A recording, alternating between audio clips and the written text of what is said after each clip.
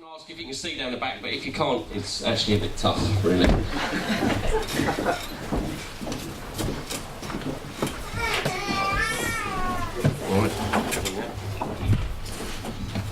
Hi, good afternoon, ladies and gentlemen.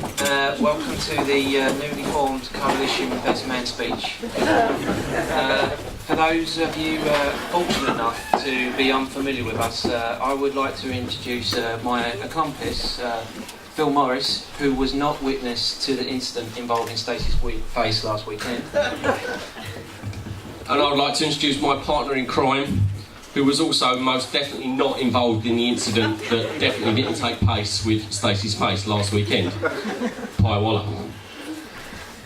On behalf of the bridesmaids and Tim, we would like to thank you for your lovely words.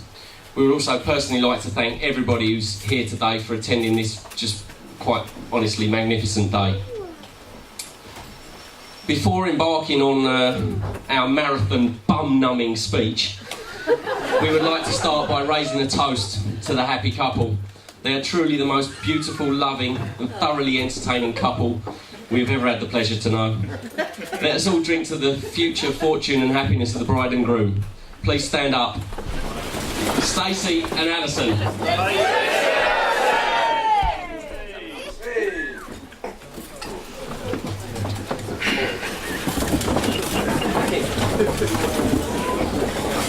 And he wants cake.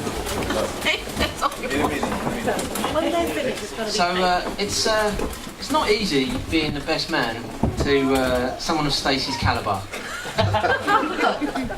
He is without doubt the perfect specimen of English manhood. A man with both the ruggedness of Sean Connery and the cutting wit of Oscar Wilde, mixed up with the timeless elegance of a classic English gem.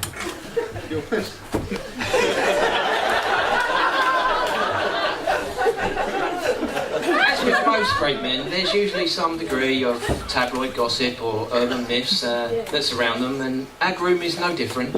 That's why we thought it would be a really good opportunity to just cut through and get straight to the truth about Stacey Wallace.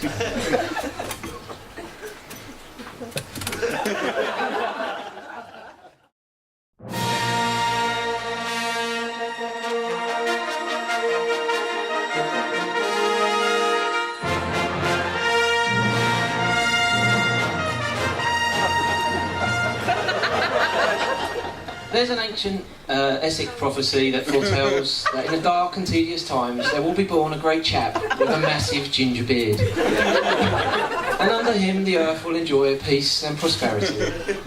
He will bring much playing of Xbox and eating of ham sandwiches with the crust cut off. And even when we were small, I knew Stacey was destined for greatness. He was the only kid within a 50-mile radius that had successfully managed to convince his mother to buy him the highly cherished 12-inch Star Wars figures. Not just one, 3 of them.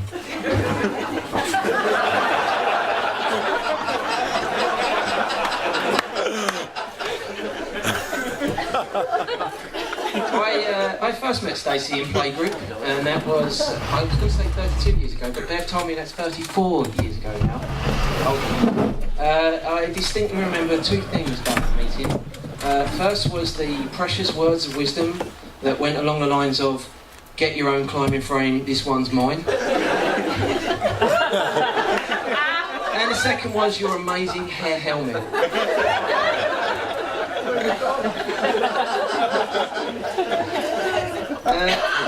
As luck would have it, we both ended up going to the same secondary school, where, due to a chronic lack of climbing frames, Stacey and I became close friends. And at school, he became highly skilled at falconry, fencing, and astrophysics. I knew this because I once overheard the head of science call him a real space cadet.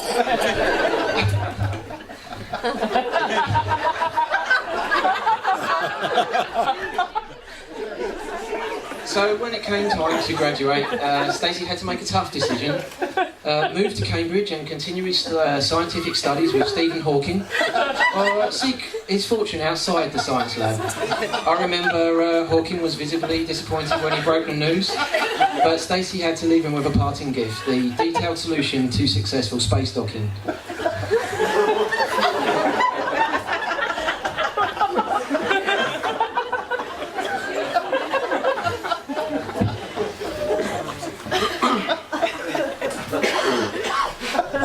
As a teenager, Stacey had grown out of his hair helmet and had become quite the man about town.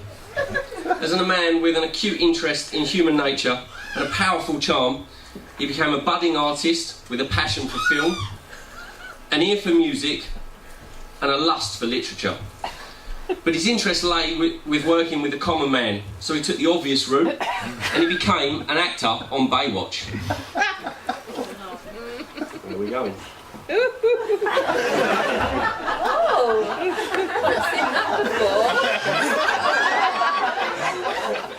I'll put it on the bonus. You're still moaning. Although Stacey rarely speaks of his Baywatch experience, the tabloids reported that Hasselhoff had kicked him off the show after only appearing in 4 episodes. It's well known in the industry, in fact, that the Hoff was unable to deal with the challenge to his masculinity, and he insisted they replace Stacey with someone less virile. But you know, our friend wasn't to be discouraged by this minor setback, and decided to make the obvious step up to directorial level. And I actually answered the phone when the BBC presented their offer to obtain his services. Subsequently, Stacey was to spend the next few years behind the camera at Brentwood Borough Council.